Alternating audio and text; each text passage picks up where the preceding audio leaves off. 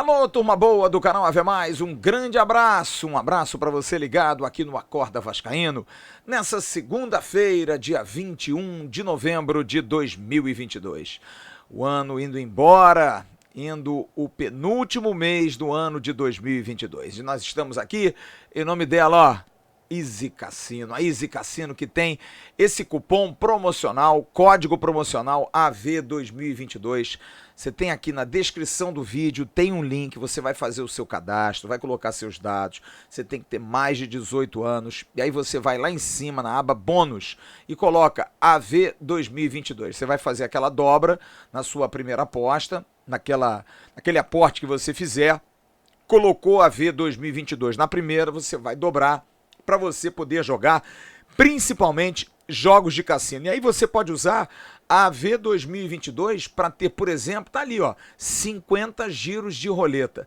Tem os jogos de cassino tradicionais e que dão dinheiro. E tem também uns jogos muito legais, uns jogos diferentes, como por exemplo, o Space XY, que é um aviãozinho que vai subindo, você coloca um valor, ele vai subindo e você tem que dar o clique na hora, porque ele pode baixar e você perde o seu dinheiro. Então, enquanto ele estiver subindo, e aí vai multiplicando, você vai se empolgando, vai acreditando que ele vai ficar mais no alto e daqui a pouco você perde. Então, é um jogo de emoção para você brincar e tem outros também muito legais. Aproveite, distraia-se e ganhe dinheiro de uma maneira correta. É a Easy Cassino aqui no canal Atenção Vascaínos. Vá lá, faça a sua inscrição, faça seu cadastro e faça seu depósito.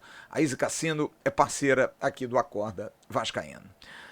Bom, a Copa do Mundo começou ontem, né? Muita gente ligada na Copa, tendo jogo, agora já vai ter jogo de manhã, jogos acontecendo. É um ambiente legal, é um ambiente bem saudável, ainda mais para quem gosta de futebol, né? Todo dia 3 jogos, ainda mais nessa primeira fase, quinta-feira a estreia da Seleção Brasileira. Mas eu sei que muitos de vocês não têm nem muita ligação, querem nem muito saber de seleção, porque até por coincidência, na época da Copa do Mundo, que muda de período, geralmente é no mês do ano, por conta do calor no Catar, né, da condição climática, é uma época de final de ano, de contratação, de especulação, de nome, e a dúvida enorme sobre aquilo que vai acontecer com o Vasco. Muitos torcedores mais ansiosos, nervosos pelo anúncio, apesar de que nenhum clube anunciou nenhum jogador, ninguém contratou absolutamente ninguém. Treinadores, alguns já vão se definindo. O Eduardo Cudê foi para o Atlético Mineiro, o Santos contratou o Odair Helma, enfim, e o Vasco está na expectativa de buscar um treinador dentro de uma filosofia. Teve a notícia que, inclusive, nós trouxemos com destaque no último sábado no canal Atenção Vascaínos, da possível contratação do Abel Braga. Entre o Vasco e o Abel, tudo certo para que ele seja o diretor técnico. E é uma situação que eu me sinto muito confortável e ao mesmo tempo incomodado de falar. Confortável porque conheço muito o Abel, acho que o Abel é um cara que tem um currículo extraordinário, a gente precisa respeitar o currículo das pessoas, precisa respeitar aquilo que ela fez, independente do Abel ter sido campeão no Fluminense, campeão no Flamengo, campeão no Internacional. Ele é um cara que merece muito respeito como desportista que é. Então o Abel, ele foi contactado, acertou tudo com o Vasco, mas depende do aval.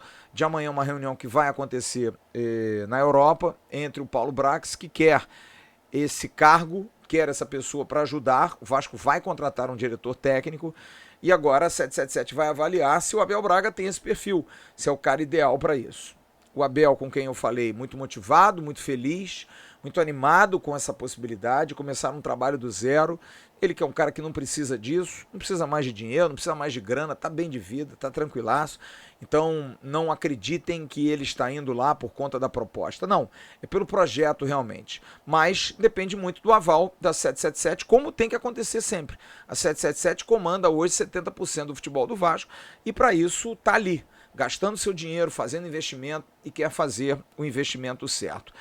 Então eu acho que o Abel é um nome bem escolhido pelo perfil, mas a gente tem que destacar que ele vem para ser diretor técnico, não vem para ser técnico.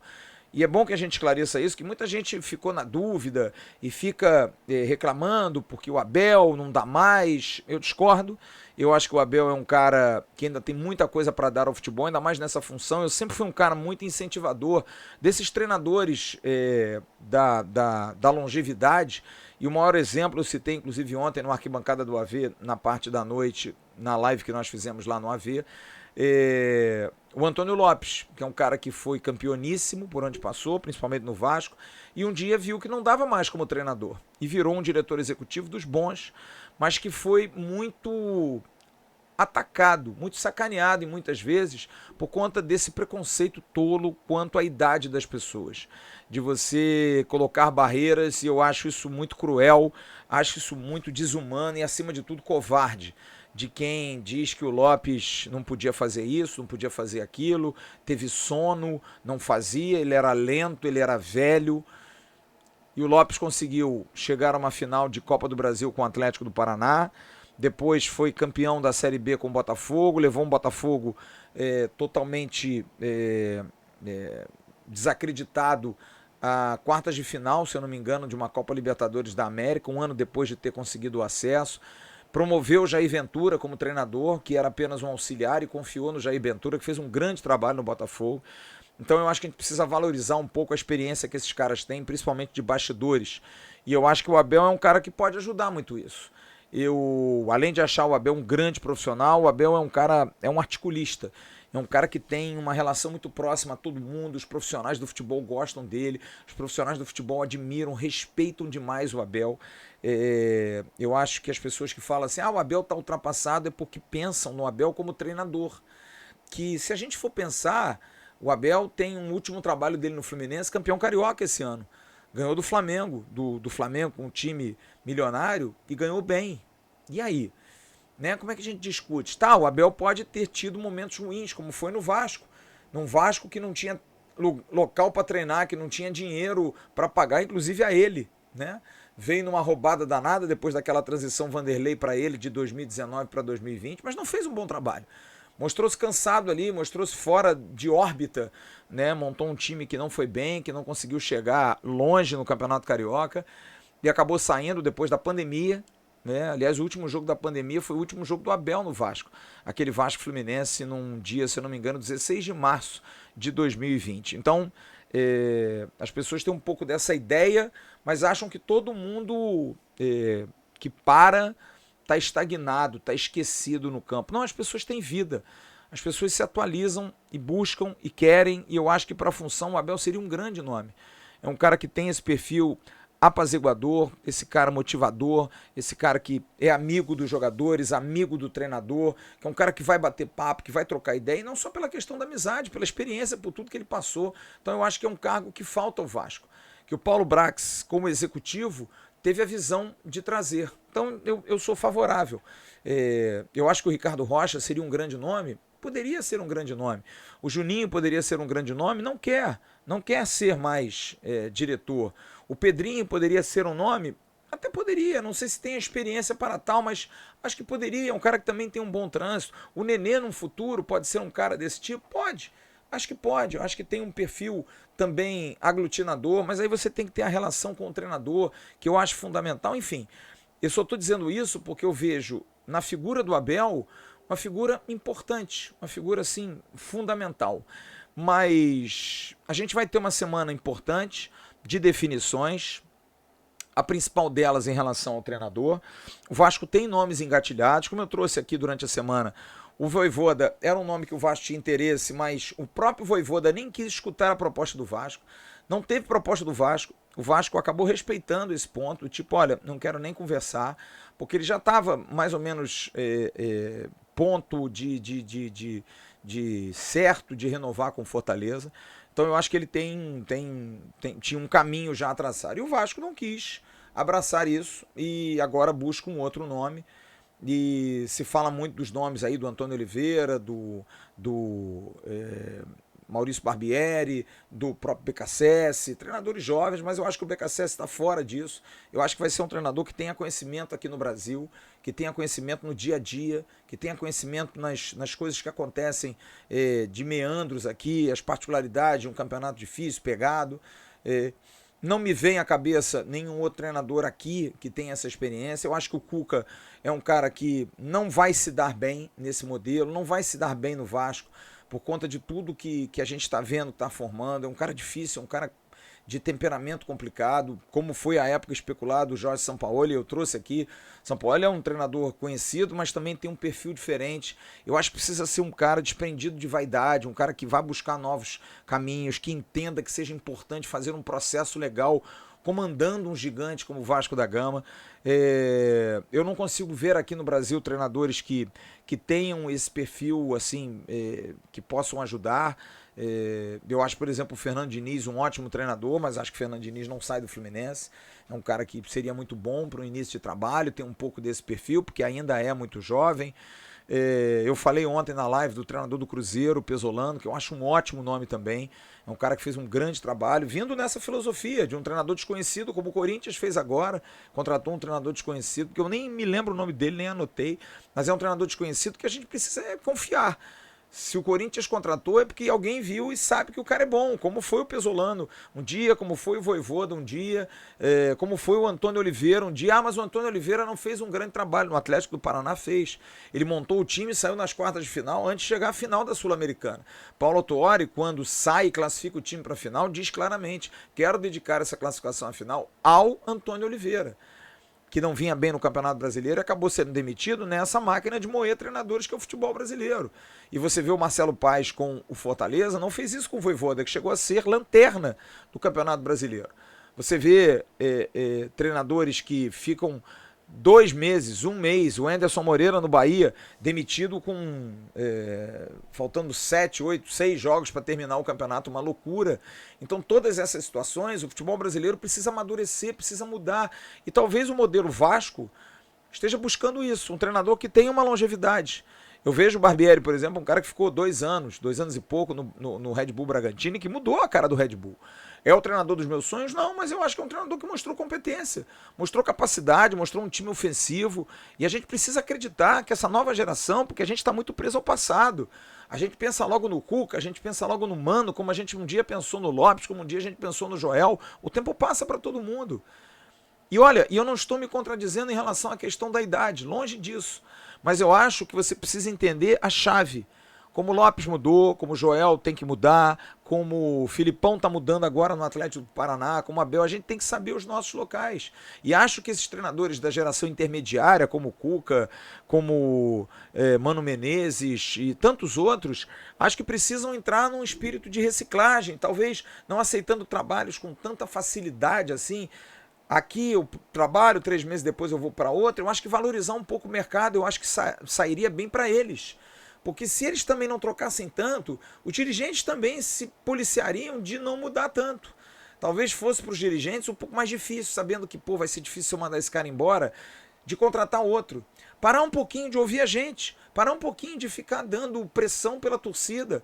Tenha convicção do que você faz, contrata um treinador e entenda, converse com ele, faça ele ser seu amigo, seu confidente, troque ideias, traga um diretor técnico que também possa fazer isso, que todos possam trabalhar juntos. E o gestor precisa entender também de futebol. Não basta mais o cara ser engenheiro durante o dia, o cara ser dono de estabelecimento comercial e à noite ser presidente ou ser diretor de SAF. Não pode. Ele tem que entender minimamente daquilo que ele faz. E eu acho que isso me parece ser lógico. Os trabalhos, eles são feitos, eu tenho certeza disso, para dar certo. As pessoas fazem para dar certo. Ninguém faz para dar errado. Mas pode dar errado. É claro que pode. Tudo na vida, né? Você faz uma casa, você compra um carro e você nunca imagina que a sua casa possa pegar fogo e que seu carro possa bater.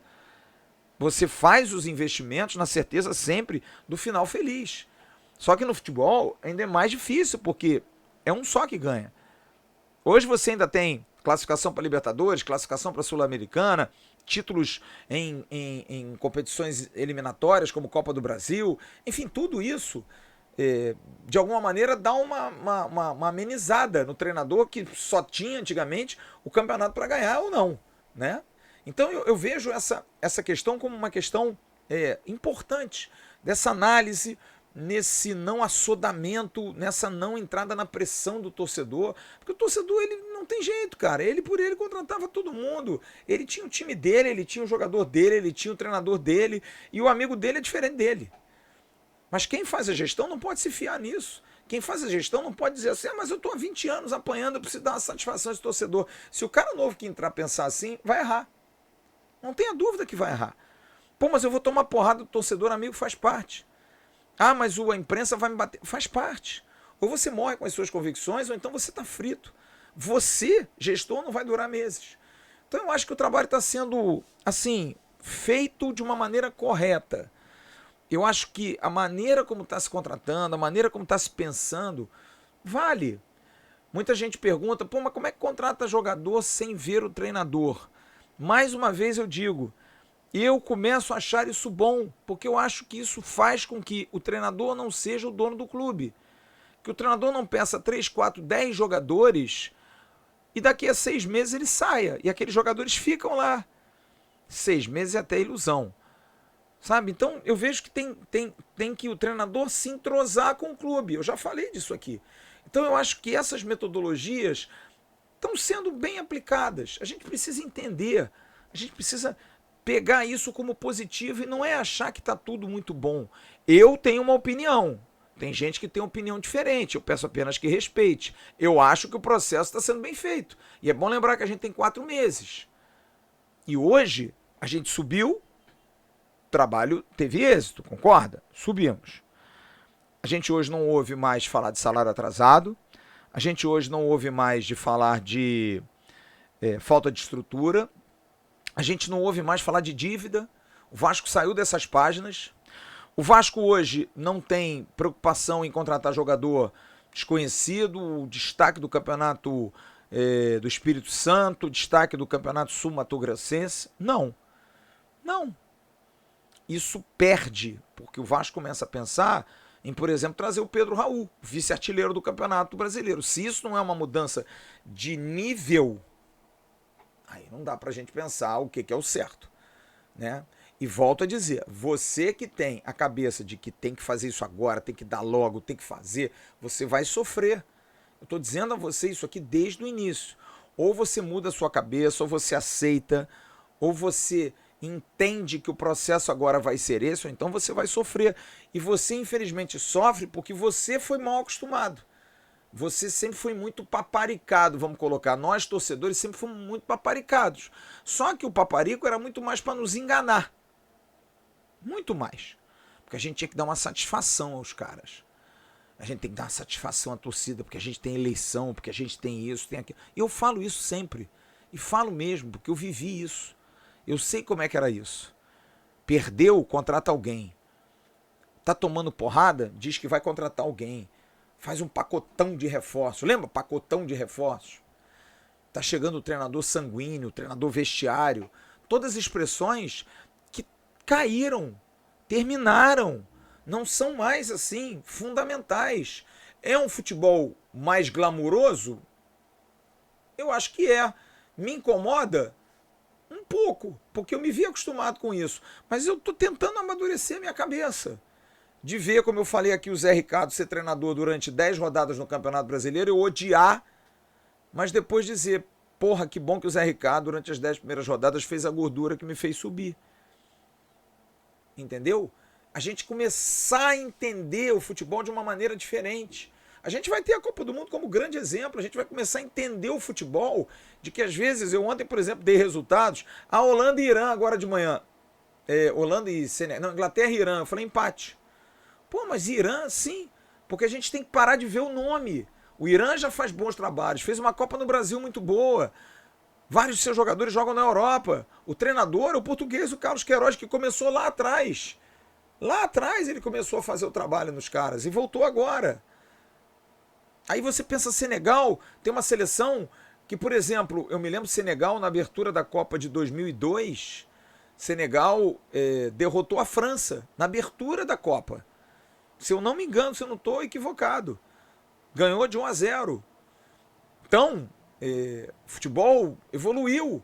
Os grandes centros continuam fortes, mas os outros centros buscam conhecimento de outras áreas, de outros centros mais fortes, começam a melhorar nisso. E a gente tem que entender que é evolução, cara.